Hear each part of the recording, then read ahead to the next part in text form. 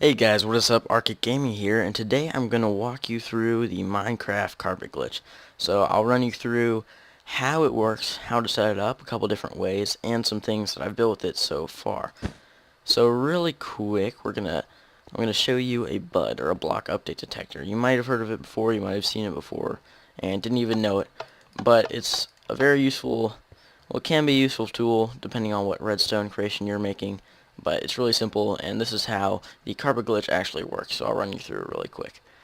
So this lever up here is obviously powering this light over here. This is on position and off position, but it's not updating this piston over here. It's just out of range for it. However, if we look at the piston, if this block is updated, it's going to say, hey, I'm receiving power up here coming from the lever, so I'm going to update. So if we turn this to on, the power is flowing through here, but not actually affecting this. Until we update it, it'll pop out.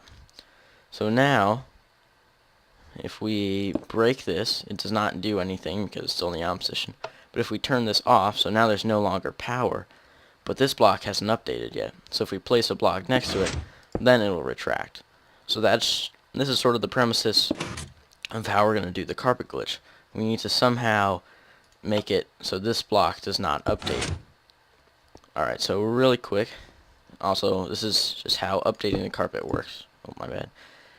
So if I were to place it there, it breaks because the carpet says, hey, I'm not supposed to be floating, but it doesn't do that until it's updated. So there's two ways that I've found out so far, and I'm sure there's probably a couple more, how to actually do this glitch. And the first way is the harder way, and it was the way that I was doing before, and I should have been using the other way, but I wasn't thinking. It's using water and lily pad. So what you have to do is somehow remove the lily pad and the water from under it. So what you can do is fill up the water block, which breaks the lily pad because the lily pad can't be on top of anything but water, but it does not update the carpet above it.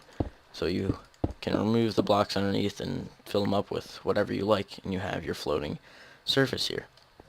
The easier option is probably using saplings, and just because you don't have to worry about water updating other blocks.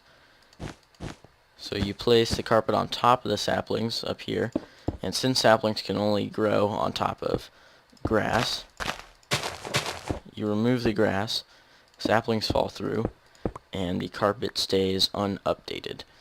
So that's the two main ways that I figured out how to do it, and they both work really well. I would say the grass and sapling works better because you don't have to worry about containing the water as much. Just FYI, this is how people do the floating sand and the floating anvil trick. And there are more blocks that I'm spacing right now that fall when you remove what's under it. These are just the two that came to mind for me. So I've seen a lot of parkour maps, a lot of adventure maps using this premise of floating sand, floating anvils, floating carpets. So it's really cool.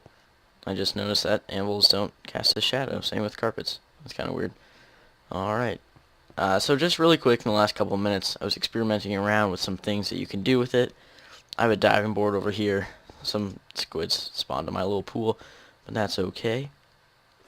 So it's using these three blocks right here, and as the floating, all I did was place grass right here, and then place the saplings on top of it.